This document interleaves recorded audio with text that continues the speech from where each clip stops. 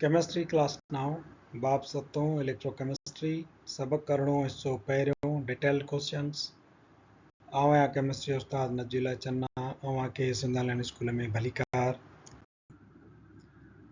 असांजा जो क्लिकर जा मौजू आहिनि सेक्शन सी आहे बाब इलेक्ट्रोकेमिस्ट्री जो डिटेल्ड क्वेश्चंस।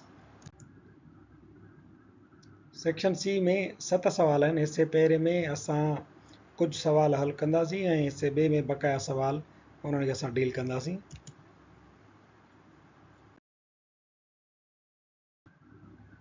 सवाल नंबर पहिरियों आहे describe the dry cell with diagram. खुश्क सेल ड्राई सेल डायग्राम जे ज़रिए असांखे सम्झायो। असांखे इहा ख़बर आहे त ड्राई सेल जेको आहे इलेक्ट्रोकेमिकल सेल्स जो हिकिड़ो क़िस्म आहे ऐं इहो 1886 में जर्मन साइंटिस्ट कार्ल गेस्नर ठाहियो हुयो। After the development of wet zinc carbon batteries by George Leclanche in 1866। 1866 में जॾहिं लेक्लांचे नाले साइंसदान वेट जिंक कार्बन जा सेल ठाहिया हुआ त उन्हनि खां पोइ 1886 में जर्मन साइंटिस्ट कार्ल गेस्नर ही सेल ठाहियो हुयो। Modern dry cells were developed by Yai Sakizo who is from Japan in the year 1887। अॼुकल्ह जेके असां वटि ड्राई सेल आहिनि मॉडर्न उहे 1887 में जापान जे साइंसदान याई सकीज़ो ठाहिया हुया।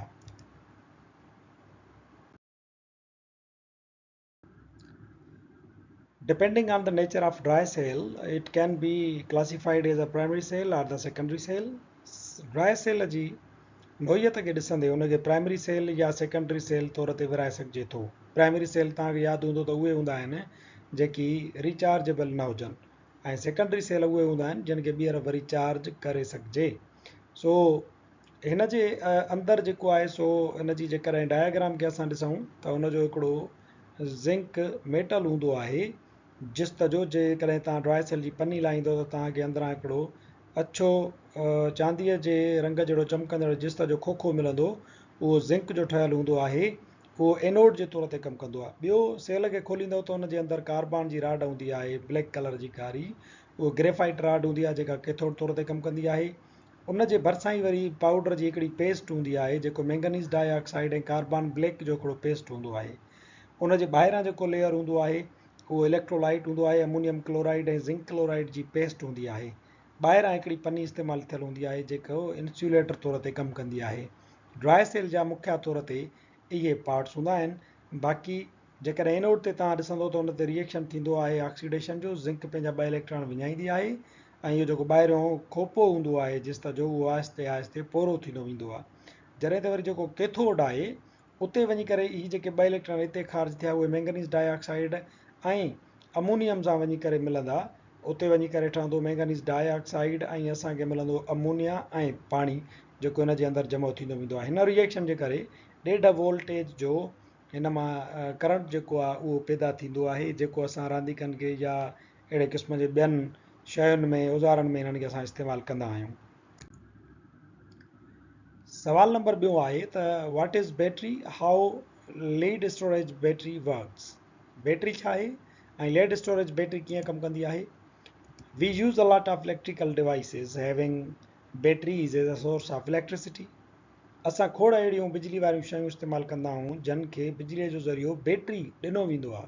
अ battery consist of group of galvanic cells connected in a series. Battery छा आहे। गैल्वानिक सेल्स जॾहिं सीरीज़ में गॾियल हूंदा आहिनि त उनखे असां बैटरी छॾींदा आहियूं। बैटरियुनि जा मिसाल आहिनि। मिसाल जे तौर ते लेड स्टोरेज बैटरी आहे ऐं असांजा मरकरी बैटरीज़ आहिनि ऐं ड्राई सेल आहे। इहे मुख़्तलिफ़ क़िस्मनि जा बैटरीज़ आहिनि जिन में प्राइमरी ऐं सेकेंडरी बैटरीज़ अची वञनि थियूं। The lead acid battery is one of the oldest types of rechargeable batteries. Lead acid battery जेका आहे उहा पुराणे में पुराणी rechargeable batteries जो हिकिड़ो क़िस्म आहे। These batteries were invented in the year 1859 by a French physicist Gaston Plante.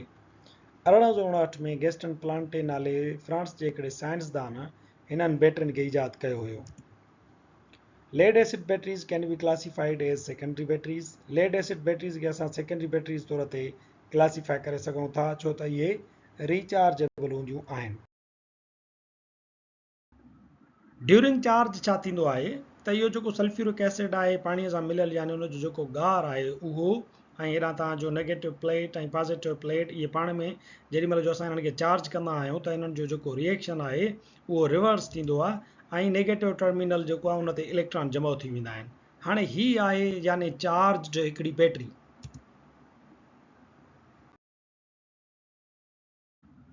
Discharging के दौरान छा थींदो आहे त इहो सल्फ्यूरिक एसिड या तव्हांजो जेको नेगेटिव टर्मिनल आहे उन ते जॾहिं इलेक्ट्रॉन जमा थियल आहिनि त असां हिनखे डिस्चार्ज कीअं कंदा आहियूं, असां हिनखे डिस्चार्ज कंदा आहियूं इन जे मथां असां हिकिड़ो लॻाईंदा आहियूं को बि यानी कि बल्ब ॻंढियोसि या तव्हां पखो हलायोसि, लाज़मी तौर ते उन जूं जेके तारूं आहिनि उहे तव्हां हिकिड़ियूं नेगेटिव टर्मिनल सां ऐं ॿियूं पॉज़िटिव टर्मिनल सां ॻंढींदा आहियो त जीअं हिनखे करंट मिली सघे। हाणे जीअं ई करंट जेको आहे तव्हांजा इलेक्ट्रॉन जेके आहिनि उहे हीअं फ्लो करणु लॻंदा नेगेटिव टर्मिनल खां पॉज़िटिव टर्मिनल जी तरफ़ वेंदा त जेको करंट आहे उहो वरी हिन जे ऑपोज़िट डायरेक्शन में हेॾां फ्लो कंदो आहे। हाणे तव्हांजो बल्ब जेको आहे उहो ॿरणु लॻंदो ऐं जेके इहे इलेक्ट्रॉन आहिनि इहे हेॾे हलंदा वेंदा। हीअ जेको तव्हांजो इलेक्ट्रोलाइट आहे उहो पिणु हाणे अंदरि छा थींदो, जीअं ई सर्किट हेॾां कंप्लीट थींदो बल्ब ॿरंदो त हेॾे अंदरि इहो रिएक्शन थियणु शुरू थी वेंदो। तव्हांजो सल्फ्यूरिक एसिड उहो आयन्स में टुटी वेंदो, हिकिड़ियूं हाइड्रोजन आयन थी वेंदियूं ऐं ॿियो वरी सल्फेट आयन्स थी वेंदियूं आहिनि। हेॾा जा इलेक्ट्रॉन आहिस्ते आहिस्ते हिते जमा थींदा वेंदा आहिनि। तव्हांजे पॉज़िटिव टर्मिनल ते अची करे हेॾां वारा जेके इलेक्ट्रॉन हुया मूव करे आया उहे हिते सभु जमा थी वेंदा।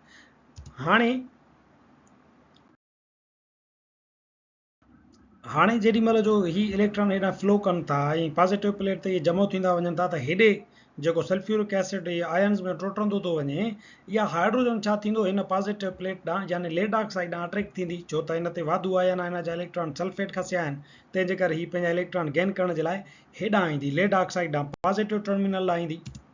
हाणे लेड ऑक्साइड ॾांहुं जीअं इहा हाइड्रोजन आई त हिनखे ॿ इलेक्ट्रॉन मिलिया त इहा H2 में तब्दील थी वई हाइड्रोजन गैस में। हाणे इहा हाइड्रोजन गैस जेका हिते इलेक्ट्रॉन वठी करे पाण H2 में तब्दील थी वई आहे इहा वरी लेड ऑक्साइड ते अटैक कंदी।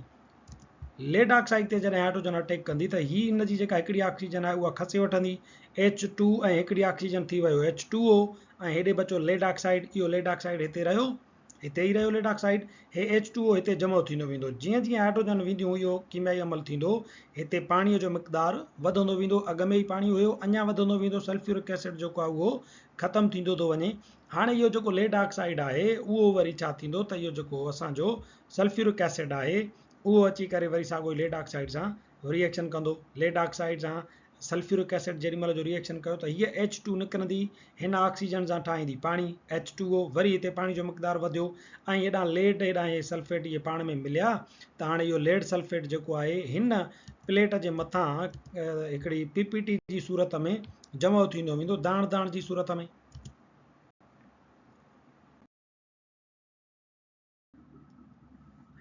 पॉज़िटिव टर्मिनल ते हेॾां ही रिएक्शन थिए थो पियो ऐं लेड सल्फेट जेको आहे हिते जमा थींदो थो वञे पियो। जॾहिं त ॾिसो त लेड ऑक्साइड जेको हिते आहे असांजो उहो हिन पाणी हिन सां सल्फ्यूरिक एसिड सां हाइड्रोजन सां ऐं ॿियनि सां रिएक्शन करे हेॾे पाणीअ जी सूरत में जमा थींदो वञे थो पियो। नेगेटिव प्लेट ते छा थींदो त इहा असांजी आहे लेड Pb।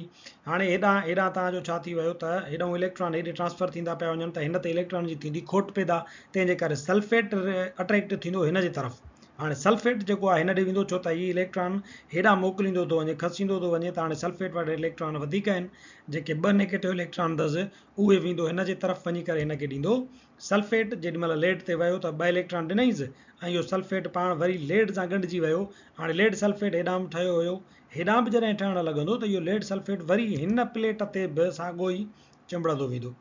हाणे छा थो थिए तव्हांजो हितां सल्फ्यूरिक एसिड जो जेको मक़दारु आहे उहो ख़तमु थींदो थो वञे, छो त इहो सल्फ्यूरिक एसिड हिकु त पाणी में तब्दील थींदो थो वञे ऐं ॿियो इन जो ॿियो हिसो सल्फेट वारो लेड सल्फेट ठाहींदो हिन जे मथां PPT जी सूरत में दाण दाण जी सूरत में जमा थींदो थो वञे। हाणे हीअ तव्हांजो जेको समूरो कीमियाई अमल आहे, कीमियाई मादा आहिनि जिन जे करे इलेक्ट्रॉन ठहनि पिया, बल्ब ॿरे पियो, इहो हलंदो पियो रहे, पर जेॾीमहिल जो हीअ बस थी वियो त हाणे हिनखे एक्स्ट्रा इलेक्ट्रॉन कोन मिलंदा। हाणे हिते लेड सल्फेट ॼमी वियो आहे, ॿियो सल्फेट कोन्हे को जेको हिनखे इलेक्ट्रॉन ॾे, सिर्फ़ु पाणी आहे, त इहो रिएक्शन बंदि थी वेंदो ऐं बल्ब आहिस्ते आहिस्ते डिम थी वेंदो। तॾहिं असां चवंदा आहियूं त बैटरी जेका आहे उनजी चार्जिंग ख़तमु थी वई आहे। हीअ जेके रिएक्शन आहिनि इनखे जेकॾहिं समअप कयूं त ओवरऑल रिएक्शन असांजो हीअं थींदो, लेड ही वारो नेगेटिव प्लेट वारो लेड पर ऑक्साइड पॉजिटिव प्लेट वारो इन्हनि सां असां छा मिलायोसीं 2 बाय सल्फेट ऐं 2 हाइड्रोजन आयन हिते जेके हाइड्रोजन आयन हेॾां वञनि पियूं बाय सल्फेट हाइड्रोजन ऐं सल्फेट वरी जेको अची करे हिन सां रिएक्शन कयो उहो इहे ॿई टई चारई शयूं हे लेड ऑक्साइड हे तव्हांजो सल्फ्यूरिक एसिड उन जा हाइड्रोजन आयन इहे चारई शयूं जॾहिं हीअ रिएक्शन नेगेटिव ऐं पॉजिटिव प्लेट जो असां समप था कयूं त असांखे मिले थो लेड सल्फेट जेको हिते तव्हांजो जमो थियल आहे हिते जमो थियल आहे पीपीटी जी सूरत में ॿियो पाणी जेको हिते जमो थींदो थो वञे हुनजो मिक़दारु वधंदो थो वञे ऐं ॿी एनर्जी हेॾां जेका तव्हांखे इलेक्ट्रॉन जी सूरत में मिले थी करंट पैदा थिए थो बल्ब ॿरे थो इहो हिन ड्यूरिंग डिस्चार्ज जो जेको आहे समूरो इहो कीमियाई अमल आहे जॾहिं बल्ब ॿारींदा आहियो या जॾहिं तव्हां पखो हलाईंदा आहियो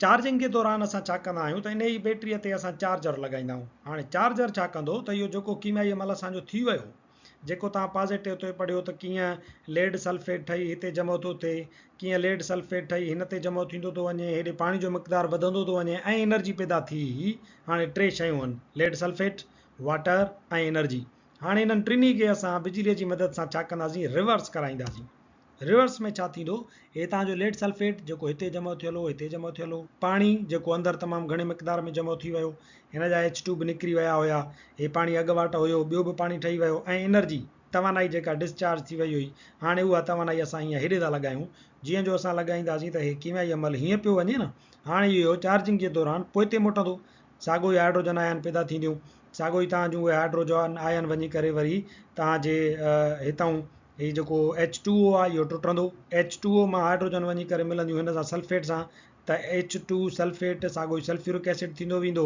ऐं तव्हांजो लेड निकिरंदो हिन मां ऑक्सीजन निकिरंदी त उहो लेड ऑक्साइड हिते साॻियो ई प्योर थी वेंदो तव्हांजो लेड हेॾां बि प्योर थी वेंदो हेॾां लेड ईअं प्योर थी वियो जो हिन ते जेको लेड सल्फेट ॼमियल हुयो जेको चिंबड़ियो उहो लही हिन में शामिलु थींदो लेड सल्फेट इहो टुटंदो लेड अलॻि थींदो ऐं सल्फेट अलॻि थींदो उहो वरी हाइड्रोजन सां मिलंदो साॻियो ई तव्हांजो H2SO4 ठहंदो वेंदो लेड ऑक्साइड प्योर थी वई हेॾां लेड बि इहा ख़ालिस थी वेंदी त वरी तव्हां जूं जेके शयूं इस्तेमालु थी चुकियूं हुयूं उहे वरी रीजनरेट थी वियूं हाणे तव्हांजो सॼो वरी जेको अंदरि हिन जे अंदरि कीमियाई मादा आहिनि उहे नवां थिया वरी ॿीहर उहे चार्ज थी वेंदा ऐं ॿीहर रिएक्शन करण जे लाइ तयारु आहिनि वरी रिएक्शन कंदा त साॻियो ई अमल थींदो ऐं बिजली पैदा थींदी असांजो जेको लेक्चर पुॼाणी ते पहुचे थो वरी हाज़ुर थींदासीं नए लेक्चर सां गॾु सवाल नंबर 3 आहे एक्सप्लेन प्रोसेस ऑफ इलेक्ट्रोलाइसिस इन इलेक्ट्रोलाइटिक सेल इलेक्ट्रोलाइटिक सेल जे अंदरि इलेक्ट्रोलाइसिस जो तरीक़ेकार सम्झायो The type of cell which uses electricity for a non-spontaneous reaction to occur is called electrolytic cell. Electrolytic cell उहो सेल हूंदो आहे जेको नॉन स्पॉन्टेनियस रिएक्शन खे शुरू करण जे लाइ बिजलीअ खे इस्तेमालु कंदो आहे In electrolysis, current passes through an electrolyte. Electrolysis जे दौरान छा थींदो आहे त असां मथां रखंदा आहियूं बैटरी उन्हनि खे ॻंढींदा आहियूं बरकीरनि सां उहा बैटरी करंट ॾींदी आहे जेका हिन इलेक्ट्रोलाइट मां करंट गुज़ारींदी आहे Due to this migration of positive and negative ions towards cathode and anode takes place. हाणे हिन करंट गुज़रण जे करे जेके पॉजिटिव आयन्स आहिनि ऐं नेगेटिव आयन्स आहिनि उहे एनोड ऐं कैथोड ॾांहुं मूव करणु शुरू कंदियूं आहिनि As a result, ions are discharged at their respective electrodes. इन जे नतीजे में आयन्स वञी करे पंहिंजे मुख़ालिफ़ इलेक्ट्रोड ते डिस्चार्ज थींदियूं आहिनि An electrolytic cell consists of electrolyte in a vessel, electrodes and a battery. Electrolytic cell जे अंदरि टे शयूं हूंदियूं आहिनि हिकिड़ो हूंदो आहे इलेक्ट्रोलाइट जेको लिक्विड फॉर्म में हूंदो आहे ॿियो इलेक्ट्रोड्स हूंदा आहिनि ॿ एनोड ऐं कैथोड ऐं टियों बैटरी उन में इस्तेमालु थींदी आहे The figure shows that electrons from battery enter through a cathode at which positive ions are reduced by accepting electrons. हाणे बैटरी खां इलेक्ट्रॉन जेके आहिनि कैथोड जे तरफ़ ईंदा आहिनि ऐं पोइ हिते इहे इलेक्ट्रॉन अची करे पॉजिटिव आयन्स खे मिलंदा आहिनि जेके उते पाण खे रिड्यूस कंदा आहिनि यानी गेन ऑफ इलेक्ट्रॉन कंदा आहिनि at anode ions loses electrons and undergo oxidation anode ते वरी जेके अची करे जेकी आयन्स आहिनि जिन जे मथां इलेक्ट्रॉन वधीक हूंदो आहे उहे हेॾे ईंदियूं आहिनि ऐं हिते ऑक्सीडेशन कंदियूं आहिनि यानी लॉस ऑफ इलेक्ट्रॉन कंदियूं आहिनि एनोड खे पंहिंजा इलेक्ट्रॉन ॾींदियूं आहिनि it means At cathode, reduction occurs and oxidation takes place at anode. इन जो मतिलबु आहे त त कैथोड ते रिडक्शन थींदी आहे यानी गेन ऑफ इलेक्ट्रॉन, ऐं एनोड ते वरी ऑक्सीडेशन थींदी आहे यानी लॉस ऑफ इलेक्ट्रॉन। सवाल नंबर 3 सां गॾु असांजो सेक्शन सी जो हिसो पहिरियों हिते पुॼाणी ते पहुचे थो। वरी हाज़िर थींदासीं नए लेक्चर सां गॾु।